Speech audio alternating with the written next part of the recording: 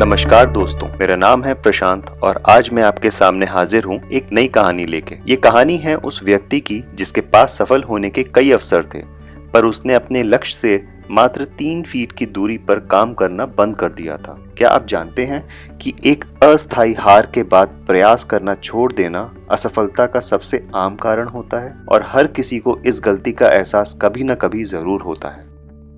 इस कहानी के पात्र का नाम है आर्यू डर्बी, जो आगे चल के अपने देश का सबसे सफल इंश्योरेंस एजेंट बना। वो अपने अंकल की कहानी बताता है कि उस समय लोग सोना यानी गोल्ड के पीछे पागल थे। तब उसके अंकल को भी अन्य लोगों की तरह गोल्ड का भूत सवार हो गया था और वह दोनों पश्चिम की तरफ सोना खोजने और अमीर बनने निकल पड़े। कई हफ्तों की कड़ी मेहनत और खुदाई के बाद उन्हें एक चमचमाता हुआ सोने का पत्थर मिलता है। इस पत्थर को बाहर निकालने के लिए उन्हें एक मशीन की जरूरत थी। अब क्योंकि उनके पास वो मशीन नहीं थी, तो वह उस खान को खामोशी से ढककर वापस अपने घर विलियम्सबर्ग मैरीलैंड आ गए और अपने रिश्तेदार और पड़ोसियों को इस सफलता के बारे में बताया।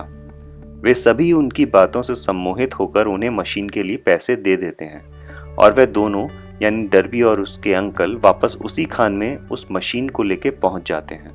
जब उस सोने के पत्थर का पहला बैच शुद्धिकरण के लिए भेजा जाता है, तो उसके परिणाम से ये पता चलता है कि कोलोराडो का सबसे बड़ी खान उन्हीं के पास है।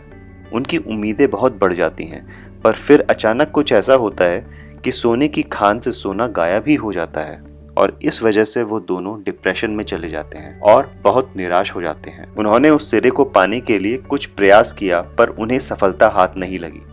अंत में उन्होंने उस मशीन को बेचने का निर्णय लिया और एक जंकमैन यानी कबाड़ी वाले को वो मशीन कुछ $100 में बेच दी और घर वापस आ गए। वैसे आपने सुना होगा कि कुछ कबाड़ी वालों में समझ थोड़ी कम होती है, पर ये उनमें से नहीं था। उसने एक माइनिंग इंजीनियर को बुलाया, जिसने उस खान को देखकर अनुमान लगाया कि सोने का सिरा कुछ 3 फीट नीचे पाया जा सकता है, जहां से डर्बी और उसके अंकल ने खुदाई रोक दी थी। और वास्तविकता में हुआ भी वही।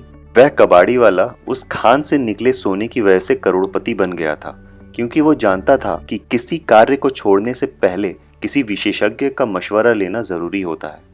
उस मशीन को खरीदने के लिए रिश्तेदारों और पड़ोसियों से जो पैसे लिए थे, उसका भुगतान करने में डर्बी को कई वर्ष लग गए थे। इतनी हानि होने के बाद वो उस गम से तब निकल पाया जब वह एक इंश्योरेंस कंपनी में इंश्योरेंस एजेंट बन गया और अब उसे ये एहसास हो गया था कि इच्छा शक्ति यानी कि डिजायर से भी सोना बनाया जा सकता है। वह उस घटना को भूला नहीं था जब उसने मात्र 3 फीट की दूरी पे प्रयास करना छोड़ दिया था। डर्बी को उस अनुभव से बहुत लाभ हुआ। उसे पता चल गया था कि किसी की ना मतलब ना हो ये जरूरी नहीं। उसने अपने कार्य को बीच में छोड़ने की आदत को हमेशा हमेशा के लिए छोड़ दिया था और उसने ये तय कर लिया था कि उसको कोशिश तब तक करनी है जब तक कि सोना ना निकल आए, मतलब जब तक कि व्यक्ति हाँ ना कर दे। सफलता का रास्ता कुछ अस्थायी असफलताओं से होकर गुजरता है।